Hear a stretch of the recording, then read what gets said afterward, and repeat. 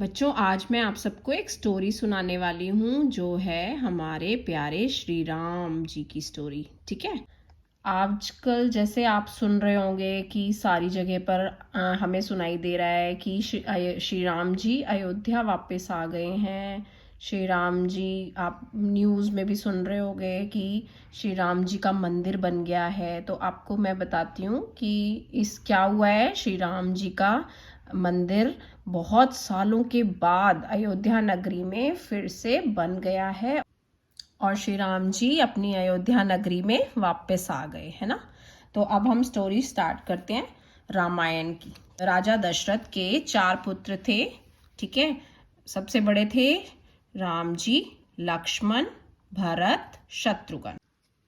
फिर उसके बाद जब श्री राम जी बड़े हो गए, है ना, तो उनको एक दिन स्वयंवर के लिए जाना था। स्वयंवर क्या होता है? उनकी शादी थी सीता जी के साथ। तो सीता जी के पिताजी जो थे उन्होंने बोला था कि एक स्वयंवर रखा था जिसमें उन्होंने धनुष पर प्रत्यंचा चढ़ाई थी। ठीक है। प्रत्यंचा चढ़ाने के बाद धनुष बाण पर उनका विवाह सीता जी के साथ हो गया था। उनका विवाह किसके साथ हो गया था? सीता जी के साथ। राजा दशरथ और यहाँ पर ये हैं कैकई। कैकई आई राजा दशरथ के पास और कहने लगी कि आपके 4 पुत्रों में से मेरा बेटा राजा बनेगा। अब सबसे बड़ा पुत्र थे राम जी, पर कैकई अपने पुत्र भरत को राजा बनाना चाहती थी। उन्होंने कहा कि आपको उनको 14 वर्ष का वनवास देना होगा, आपको उनको 14 वर्ष के लिए वनवास भेजना होगा। तब उन्होंने उनकी बात मानकर उन्हें राम जी को बुलाकर ये बात बोली। तब उनके साथ लक्ष्मण जी और सीता जी भी वनवास के लिए तीनों चले गए। अब राजा दशरथ बहुत दुखी थे इस बात से और वो भगवान जी के पास चले गए। उनको ये बात अच्छी नहीं लगी। अब जब भरत जो छोटे भाई थे वो अपने बड़े भाई के पास वन में आए और उन्होंने बोला कि आप वापस चलो, आप ही राजा बनोगे क्योंकि आप बड़े हो, तो आपको राजा बनना चाहिए। राजा दशरथ जो कैकई के पुत्र थे वो उनके पास आए। तब श्री राम इस बात पर नहीं माने। उन्होंने राजा भरत ने उनकी चरण पादुकाएं लेकर अपनी राजगद्दी पर रख दी। ठीक है। फिर एक दिन वहां पर आई शूर्पणखा। अब शूर्पणखा कौन थी? रावण की बहन। ठीक है। वो आकर श्री राम और लक्ष्मण को तंग करने लगी। उनको वो बहुत सुंदर दिखाई दे रहे थे दोनों भाई, और वो उनको तंग करने लगी। तब लक्ष्मण जी को बहुत गुस्सा आया कि उनके बड़े भाई को क्यों तंग कर रही है शूर्पणखा। तब उन्होंने उसकी नाक तलवार से काट दी। तब शूर्पणखा ने क्या किया? वो रोते रोते अपने भाई रावण के पास गई। ठीक है।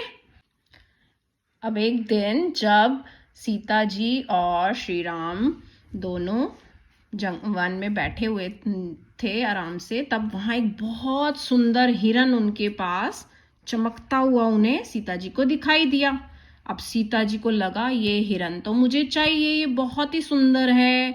वो श्री राम जी को बताने लगी कि ये सुंदर हिरन मुझे लाकर दे दीजिए।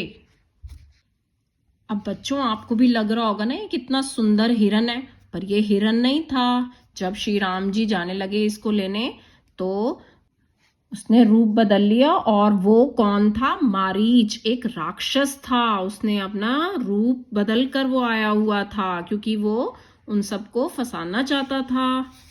अब जब श्री राम जी घने जंगल में हिरन को ढूंढने के लिए, इस राक्षस को ढूंढने के लिए निकल पड़े, तब बहुत देर बाद उनकी आवाज आई, सीता। तब उन्हें लगा, लक्ष्मण जी और सीता जी को लगा कि श्री राम बुला रहे हैं। और वो सीता जी ने बोला, जाकर लक्ष्मण देख कर आओ कि श्री राम जी कहाँ हैं। तब लक्ष्मण जब जाने लगे, उन्होंने सीता जी को एक लक्ष्मण रेखा बनाकर दी और उन्हें कहा कि आपको इससे बाहर नहीं जाना ताकि आपको कोई तंग ना कर सके। अब उसके बाद क्या हुआ? जब वो वहां से चले गए तब वहां पर माता सीता के पास एक साधु बाबा आए जो बाहर खड़े होकर भिक्षाम देही करके उनसे भिक्षा मांगने लगे। अब सीता जी बहुत प्यारी थी, वो उनको तो लगा कि कोई बाबा साधु बाबा हैं, तो उनको भिक्षा देनी चाहिए, ज़रूर देनी चाहिए, है ना। तो वो कहने लगी कि बाबा आ जाओ, भिक्षा ले लो। वो साधु बाबा अंदर जाने लगे, तब वहां पर आग लगने लगी। तो वो बोलने लगे, माता आप ही बाहर आ जाओ, मैं नहीं अंदर आ सकता। तब सीता माँ बाहर आ गई। ऐसा करने पर साधु बाबा का वेश भी बदल गया। वो भी कोई साधु बाबा नहीं थे, वो भी एक राक्षस था। और वो कौन सा राक्षस था? वो रावण था। ठीक है।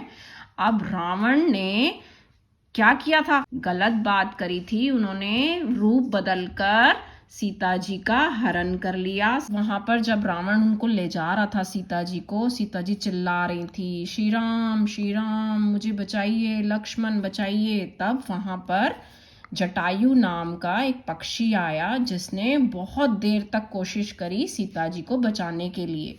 देखो कितना ज्यादा उनको मारा है उन्होंने, है ना। अब श्री राम जी को मिले बहुत ही प्यारे हमारे हनुमान जी, है ना। ये सबसे बड़े भक्त हैं, पता है आपको। हमें ऐसे ही भक्त बनना चाहिए, क्योंकि हनुमान जी एक ऐसे भक्त हैं जो श्री राम जी का नाम आने पर बहुत प्रसन्न होते हैं, बहुत खुश होते हैं। श्री राम जी को जब हनुमान जी मिले, तब उन्होंने बोला कि प्रभु मुझे बताइए, मैं आपकी मदद कैसे कर सकता हूँ। तब श्री राम जी ने उन्हें आशीर्वाद दिया और कहा कि ये मुद्रिका है मेरे पास, जो आपको ले जाकर सीता जी को देनी है। तब वो आपको वहां पर पहचान भी जाएंगी। अब हनुमान जी सीता जी के पास पहुंच गए और उन्होंने श्री राम जी की दी हुई मुद्रिका सीता जी के हाथ में दी। तब उन्होंने, सीता जी ने देखते ही उस मुद्रिका को पहचान लिया, क्योंकि उस पर श्री राम का नाम लिखा हुआ था। जब हनुमान जी सीता जी को मुद्रिका दे रहे थे, तब वहां पर अचानक एक राक्षसी ने उन्हें देख लिया, जिससे वहां पर बहुत हलचल मच गई। और वहां पर रावण का बेटा इंद्रजीत आ गया और हनुमान जी को पकड़ के किसके सामने ले गए? रावण के पास। अब जब रावण के पास उनको लेकर गए, तब रावण ने कहा कि इनकी पूंछ पर आग लगा दो। जब पूंछ पर आग लग गई, तब हनुमान जी ने क्या किया? पूरी लंका को आग लगा दी। अब सोने की लंका पूरी जल गई। अब हनुमान जी ने वापस आकर श्री राम जी को सारी घटना बताई। सारी घटना सुनने के बाद श्री राम जी ने तपस्या करी समुद्र देव के पास बैठकर। तब समुद्र देव ने उन्हें कहा कि अगर आप पत्थर के ऊपर राम नाम लिखेंगे तो एक बहुत बड़ा राम सेतु बन जाएगा, जिस पर से आप लोग लंका की ओर प्रस्थान कर सकते हैं, जा सकते हैं। अब सारी वानर सेना ने मिलकर एक बहुत बड़ा राम सेतु बनाया, जिस पर से सब लंका की ओर चले गए। सारी सेना मिलकर जब राम सेतु से जा रहे थे, तब उसके बाद क्या हुआ? युद्ध शुरू हो गया था और युद्ध के समय लक्ष्मण जी को बेहोश हो गए थे, उनको चोट लगी थी और वो बेहोश हो गए थे। तब श्री राम बहुत ज्यादा परेशान थे और वो घबरा गए थे। तब हनुमान जी को उन्होंने बोला कि आप जाकर जड़ी बूटी लाओ, जिससे लक्ष्मण जी ठीक हो जाए। तब हनुमान जी जड़ी बूटी लेने गए और वो पूरा पहाड़ लेकर, क्योंकि उन्हें समझ नहीं आ रहा था, उन्होंने था कि लक्ष्मण जी जल्दी से ठीक हो जाएं, तो वो पूरा पहाड़ लेकर उनके पास आ गए। बच्चों, आपको पता है जब उन राम जी और रावण का युद्ध हो रहा था, तब रावण की मृत्यु ही नहीं हो पा रही थी। वो उनको तीर तो लग रहे थे, पर वो उनको कुछ नहीं कर पा रहा था, उनका कोई कुछ नहीं बिगाड़ पा रहा था, क्योंकि उनको, वो शिव भगवान के भक्त थे और उनको बहुत सारे वरदान मिले हुए थे। तो कैसे उनका अंत हुआ था? क्योंकि उनके जो एक भाई थे विभीषण, उन्होंने श्री राम जी को बताया कि उनकी जो नेवल है उस पर अगर आप मारोगे तीर से तब वो मरेंगे। तब श्री राम जी ने ऐसा ही किया और रावण का अंत हो गया। उसके बाद युद्ध समाप्त हो गया, है ना। और फिर फाइनली श्री राम जी, लक्ष्मण जी और सीता जी अयोध्या नगरी में वापस आ गए। देखो कितनी सुंदर लग रही है अयोध्या नगरी, बहुत सजाई हुई थी सबने जब श्री राम जी वहां पर लौटे थे ना, क्योंकि वहां पर खुशियां मनाई गई थी। 14 वर्ष वनवास के बाद वो वापस लौटे थे, दिए जलाए, सुंदर उसको सजाया गया पूरी अयोध्या नगरी को। अब बच्चों, मैं आपको बताना चाहूंगी कि हमें इस स्टोरी का मोरल ऑफ द स्टोरी क्या है।